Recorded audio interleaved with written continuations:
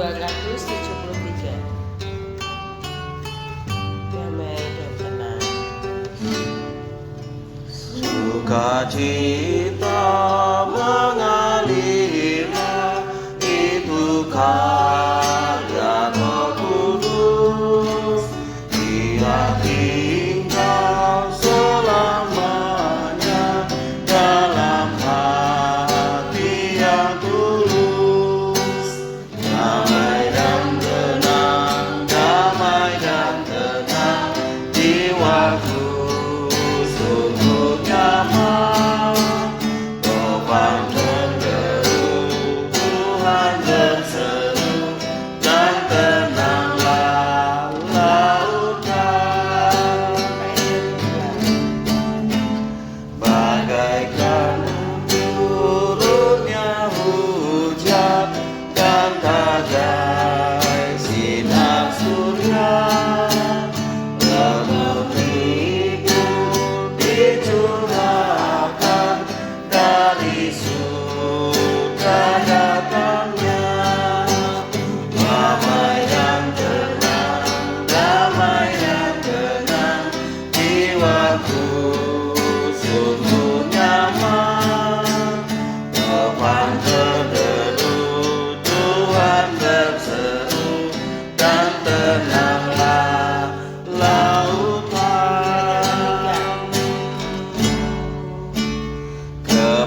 Kepenuhan sukacita karena Roh Kudus datang. Terusirlah duka cita, ku sentosa dan senang. Damai dan tenang, damai dan tenang, jiwaku sungguh nyaman. Topan menderu, Tuhan berseru, dan tenanglah Damai dan lautan.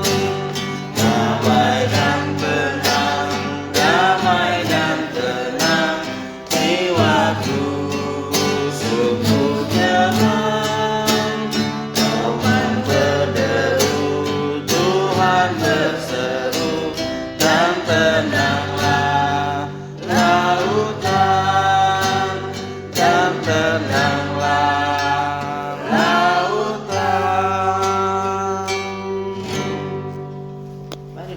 Mari kita membuka pembacaan firman Tuhan hari ini sampai pada Efesus pasal yang kelima. Kita membaca seluruh ayat. Efesus pasal yang kelima. Ada 33 ayat ya. Saya akan membaca ayat yang ganjil, silahkan Ibu Bapak Saudara membaca ayat yang genap. Sudah ketemu semua ya? Ya. Hidup sebagai anak-anak terang. Sebab itu jadilah penurut-penurut Allah seperti anak-anak yang kekasih. Sebagaimana Kristus juga telah mengasihi kamu dan telah menyerahkan dirinya untuk kita sebagai sumbangan dan korban yang berharga bagi kita. Tetapi percabulan dan rupa-rupa kecemaran atau keserakahan disebut saja pun jangan di antara kamu, sebagaimana sepatutnya bagi orang-orang kudus.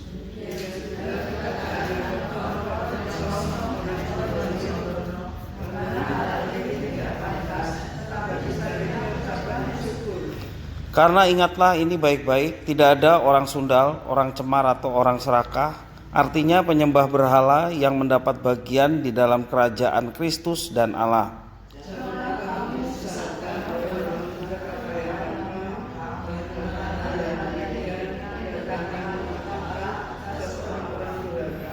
Sebab itu janganlah kamu berkawan dengan mereka.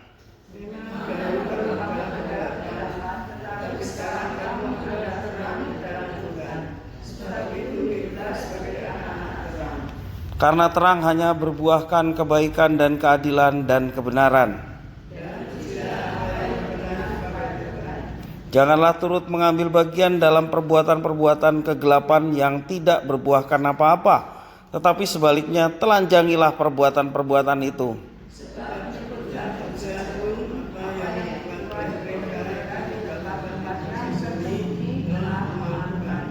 Tetapi segala sesuatu yang sudah ditelanjangi oleh terang itu menjadi nampak, sebab semua yang nampak adalah terang.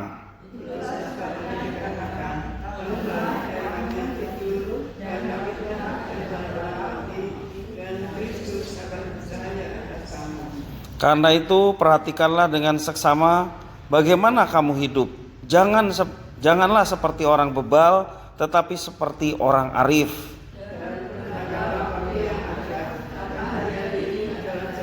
Sebab itu janganlah kamu bodoh, tetapi usahakanlah supaya kamu mengerti kehendak Allah Tuhan.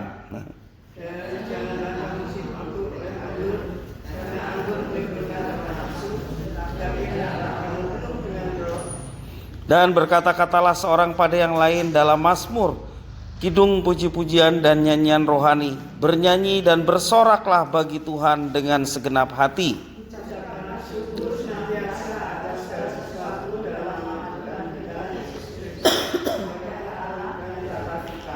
Dan rendahkanlah dirimu seorang kepada yang lain di dalam takut akan Kristus.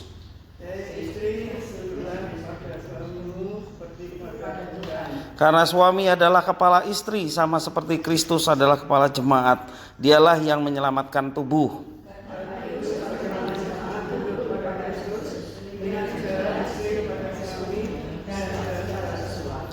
Hai suami, kasihilah istrimu sebagaimana Kristus telah mengasihi jemaat dan telah menyerahkan dirinya baginya.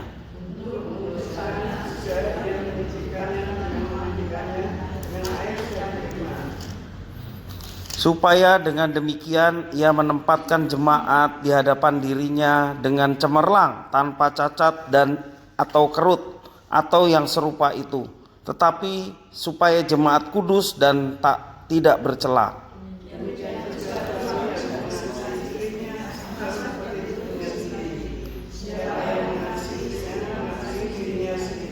Sebab tidak pernah orang membenci tubuhnya sendiri, tetapi mengasuhnya dan merawatinya, sama seperti Kristus terhadap jemaat. Sebab itu laki-laki akan meninggalkan ayahnya dan ibunya dan bersatu dengan istrinya, sehingga keduanya itu menjadi satu daging.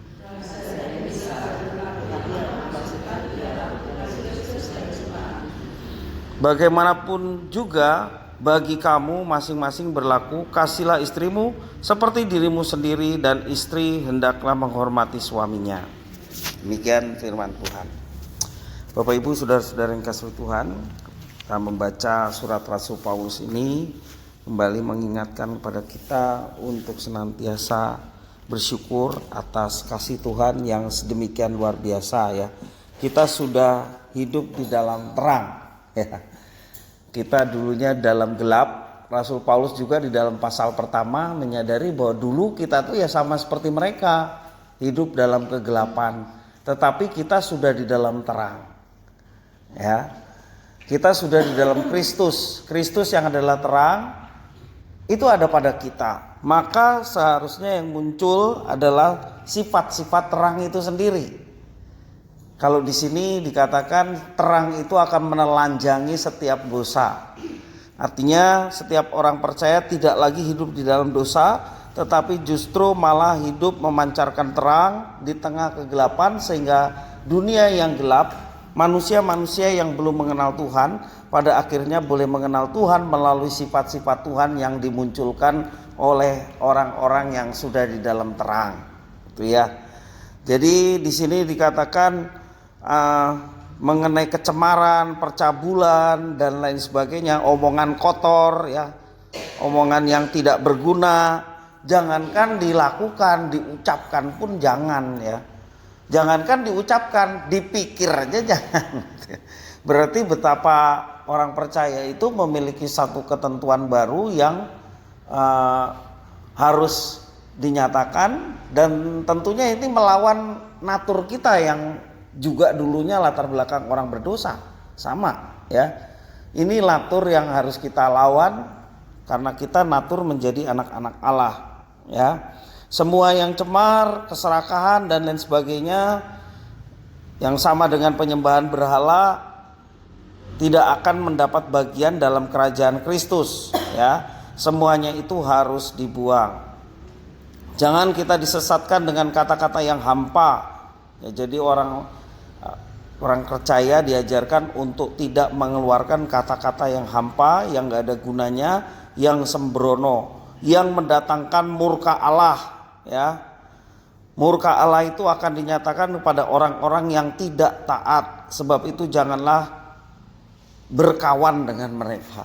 Wah, ini kalau yang Rasul Paulus menegaskan di sini dalam arti orang-orang yang mempengaruhi kita untuk terus hidup dalam kegelapan. Kalau pengaruhnya sedemikian kuat, Rasul Paulus jangan bergaul dengan mereka. Ya, mengajarkan demikian. Karena bisa membahayakan. Kalau kita sudah kuat dan bisa memancarkan terang itu, ya kita harus berani menyampaikan itu kepada orang yang demikian, ya. Tapi kalau kita masih lemah, jangan seperti itu, karena justru nanti kita yang kebawa arus, gitu ya. Ya, di sini juga dijelaskan memang dahulu kamu dalam kegelapan, tetapi kamu sekarang adalah terang di dalam Tuhan. Sebab itu hiduplah sebagai anak-anak terang yang berbuahkan kebaikan, keadilan dan kebenaran, dan ujilah apa yang berkenan kepada Tuhan. Jangan turut ambil bagian dalam perbuatan kegelapan yang tidak berbuahkan apa-apa, tetapi sebaliknya telanjangilah perbuatan-perbuatan dalam kegelapan itu. Ya, berarti kita jangan ikut, tetapi juga kita bersama-sama boleh memancarkan terang. Kalau terang itu bisa berfungsi tentunya dalam kegelapan. Orang Kristen itu bisa berfungsi ketika orang Kristen itu bergaul dengan orang lain, ya.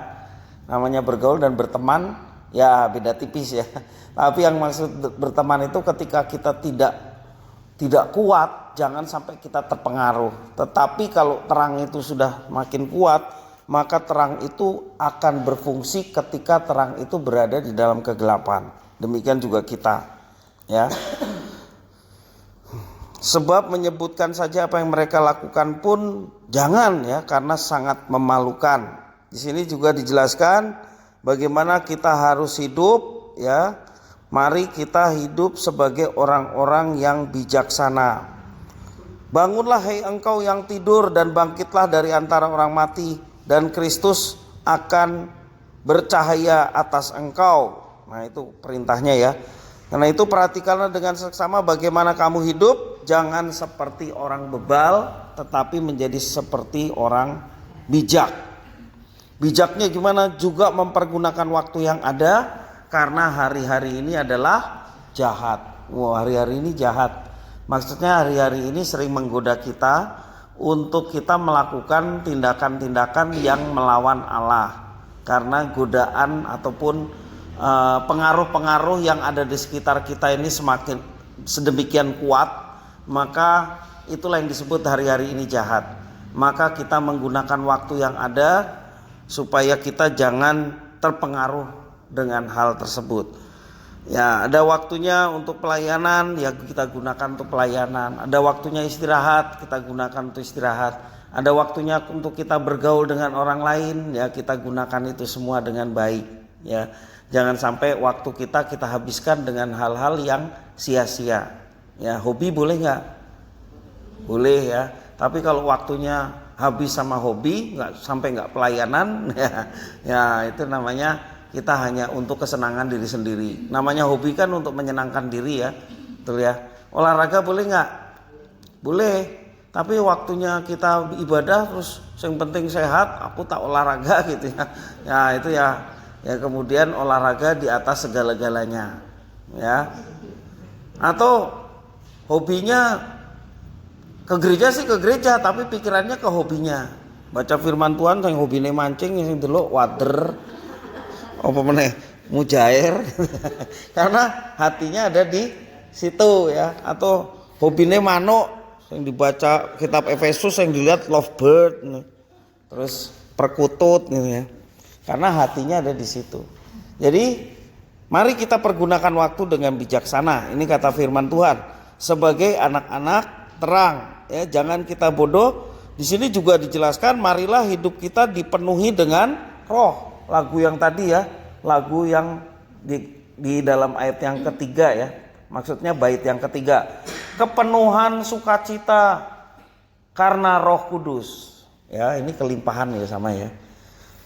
Mari hidup kita memiliki kepenuhan Roh Kudus. Ya, dan berkata seorang pada yang lain dengan mazmur, kidung-kidung, demikian juga nyanyian rohani. Bernyanyilah dan lantunkanlah pujian bagi Tuhan. Ini menjadi satu hal yang luar biasa. Orang yang sudah di dalam terang hidupnya penuh dengan sukacita. Ya, kepenuhan Roh Kudus itu bukan berbahasa roh ya. Kepenuhan Roh Kudus itu bukan berbahasa roh. Kepenuhan Roh Kudus itu adalah memunculkan buah Roh Kudus. Ya. Bukan berarti anti bahasa roh. Bahasa roh itu ada tapi bukan bahasa roh yang buat-buat ya. Kepenuhan Roh Kudus adalah melakukan firman Tuhan. Itulah kepenuhan Roh Kudus. Hidupnya memancarkan terang. Karena Roh Kudus tujuannya dicurahkan tuh bukan untuk berbahasa roh. Roh Kudus dicurahkan itu supaya kita menjadi saksi. Itu jelas tegas ya. Bahasa roh itu hanya bagian dari karunia Tuhan. Karunia Roh Kudus yang diberikan kepada manusia. Tetapi tidak wajib setiap orang Kristen punya itu. Ya, kalau punya bersyukur. Tapi punyanya benar-benar dari Tuhan, bukan dibuat-buat atau bukan karena bareng-barengan gitu ya. Bukan. Ya, dalam Korintus jelas mengenai kepenuhan roh dalam arti bahasa roh itu kalau berbahasa roh bergantian, terus ada yang memberikan artinya, tidak cuma berbahasa roh sambil lalu saja, tidak, tapi harus ada artinya. Kalau mau bahasa roh yang beneran seperti Pentakosta ya. Kemudian orang jadi ngerti firman Tuhan dan bertobat. Nah itu baru ya. Bahasa roh yang beneran tuh kayak hari Pentakosta itu.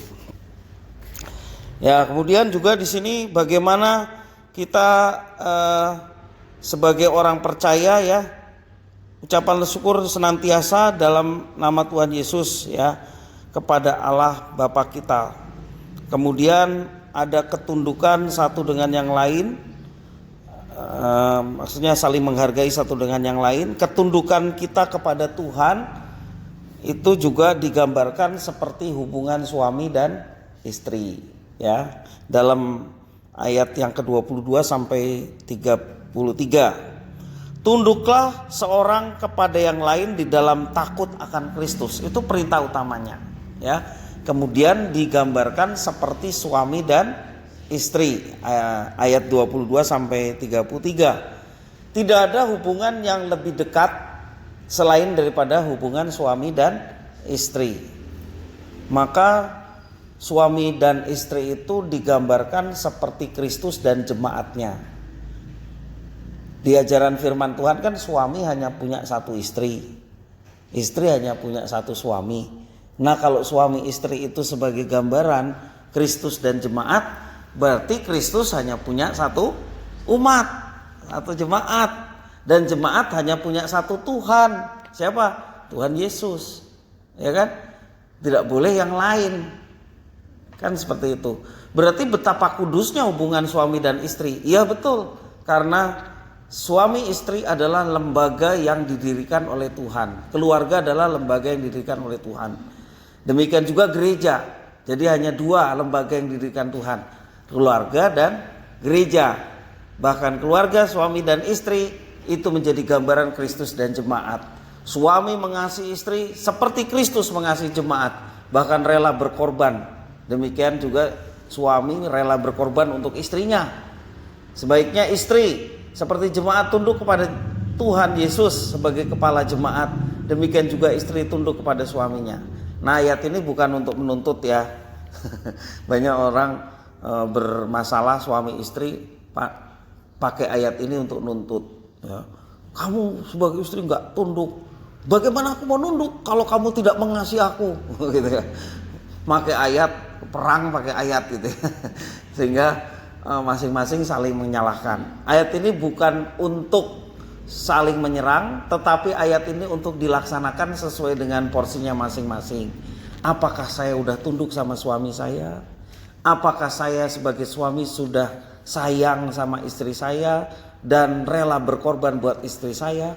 Saya meyakini kalau ayat ini diterapkan dengan sungguh-sungguh, maka keluarga itu luar biasa. Ya, boleh memancarkan terang Kristus dan menjadi berkat bagi yang lain.